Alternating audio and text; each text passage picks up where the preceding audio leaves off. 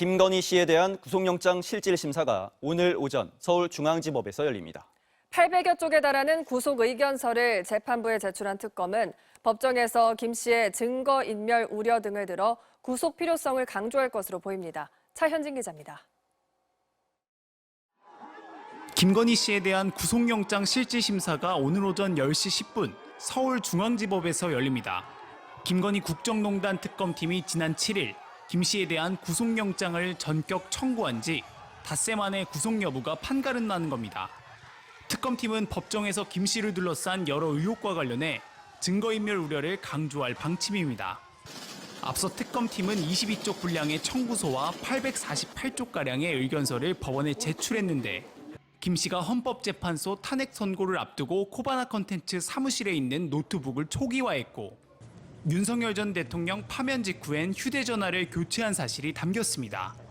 최측근인 유경옥, 정지원 전 대통령실 행정관의 휴대전화가 초기화된 점도 적시됐습니다. 특검은 김건희 씨가 명태균 씨 청탁을 받고 공천에 개입한 혐의에 대해선 정당 제도와 기능을 왜곡시켜 헌법 가치를 침해했다고 봤고 선물과 함께 통일교 청탁을 받았다는 의혹에 대해선 종교와 정치는 분리돼야 한다는 헌법 정신의 정면으로 어긋나는 중대범죄라고 규정했습니다.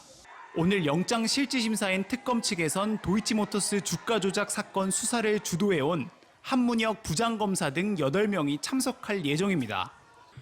신문 종료 이후 김건희 씨는 윤 전 대통령이 수용된 서울구치소가 아닌 서울 남부구치소로 이동해 영장심사 결과를 기다릴 것으로 보입니다. MBC 뉴스 차현진입니다. 김건희 씨 오빠의 장모집에선 반클리프 목걸이와 이후한 화백의 그림뿐 아니라 수천만 원짜리 시계의 상자와 보증서도 발견됐습니다. 이 시계를 산 사람이 보수 유튜버인 서모 씨인 걸로 확인한 특검은 이 시계가 뇌물일 수 있다고 보고 서 씨와 김건희 씨와의 관계를 수사하고 있습니다. 구나영 기자입니다.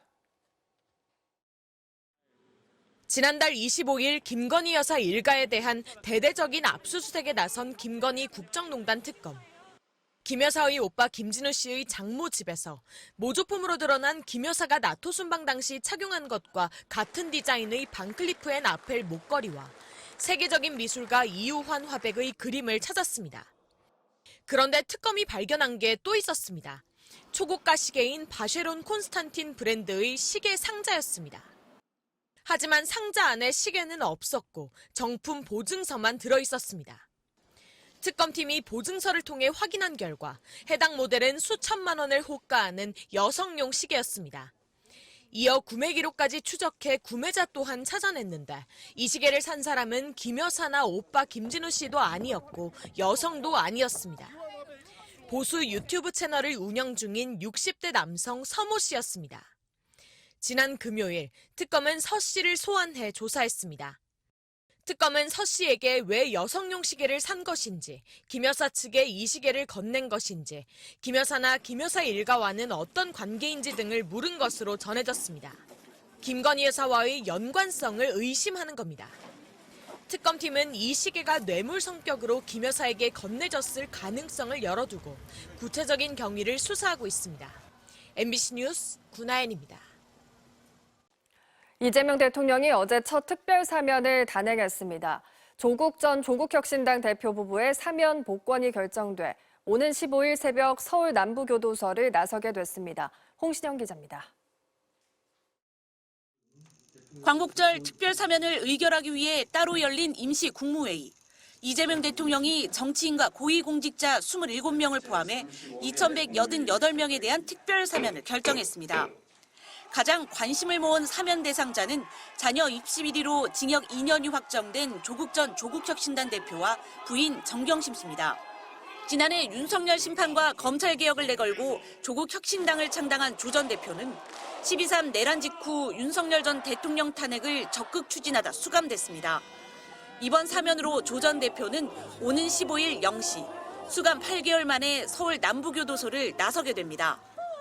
또 여권에선 감찰무마 의혹으로 실형을 받은 백원우 전 청와대 민정비서관과 최강욱, 윤미향 전 국회의원, 조희연 전 서울시 교육감도 사면됐습니다. 국민의힘에선 송원석 원내대표가 사면을 요청했다 철회한 홍문종, 정찬민, 심학봉 전 의원도 사면 대상에 포함됐습니다.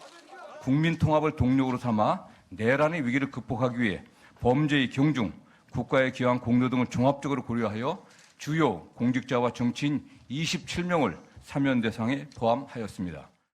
이 대통령 측근인 이화영 전 경기도 평화부지사와 김용 전 민주연구원 부원장은 명단 검토 단계부터 빠졌습니다. 사면에서 간혹 좀 무리를 빚을 때에는 측근에 대한 사면일 때입니다. 방금 말씀하신 것처럼 이재명 대통령의 측근이라고 할 수 있으실 분들은 이번 사면에 없습니다. 더불어민주당은 정치검찰 피해자들의 명예회복은 당연하다고 평했지만 국민의힘은 최악의 정치사면이라며 맹비난했습니다. 당대표 공백을 맞았던 조국혁신당은 이재명 정부가 출범했기에 사면이 가능했다며 고심 어린 결정에 감사하다고 환영했습니다. MBC 뉴스 홍신영입니다. 트럼프 미국 대통령이 수도 워싱턴 DC에 주 방위군과 FBI 요원을 투입하겠다고 밝혔습니다. 워싱턴 노숙자와 범죄 문제 해결을 이유로 냈지만 실제로는 야당 지지 성향이 강한 수도에 대한 통제를 강화하려는 행보란 분석이 나옵니다. 로스앤젤레스 박윤수 특파원이 보도합니다. 백악관에서 기자회견을 연 도널드 트럼프 대통령은 현재 워싱턴 DC의 치안 상황이 통제불능 수준이라고 주장했습니다. 그러면서 연방정부가 직접 나서 미국의 수도를 노숙자와 각종 범죄로부터 보호하겠다고 선언했습니다. I'm announcing a historic action to rescue our nation's capital from crime, bloodshed, bedlam, and squalor, and worse. This is Liberation Day in D.C., and we're going to take our capital back. 트럼프 대통령은 지난 3일 정부 효율부 직원이 워싱턴 DC 도심에서 청소년들에게 집단 폭행을 당한 사건을 계기로 치안에 개입할 뜻을 밝혀왔습니다. 그리고 이번 조치로 연방정부가 워싱턴 DC시 경찰국을 직접 통제하고 연방수사국과 마약단속국 등 500명의 요원이 순찰 업무에 투입됩니다. 트럼프 대통령은 여기에 더해 주 방위군 병력까지 배치하겠다고 예고했습니다. The 800 D.C. National Guardsmen that we'll put on, and much more if necessary, much more.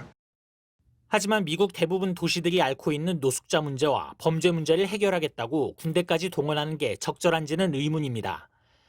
트럼프 대통령은 앞서 지난 6월에도 불법 이민자 단속에 반발하는 시위가 벌어졌던 로스앤젤레스에 4천여 명의 주 방위군 투입을 명령해 논란을 일으킨 바 있습니다. 민주당 소속인 워싱턴 DC 시장은 시의 폭력 범죄 발생률이 30년 만에 최저 수준이라는 통계를 언급하며 트럼프 대통령의 이번 결정을 비판했습니다. And while this action today is unsettling and unprecedented, I can't say that given some of the rhetoric of the past, that we're totally surprised. 미국 현지 언론들은 트럼프 대통령의 범죄와의 전쟁 선언 배경에는 민주당 지지 성향이 강한 워싱턴 DC를 길들이겠다는 노림수가 깔려 있다고 분석하고 있습니다. 로스앤젤레스에서 MBC 뉴스 박윤수입니다.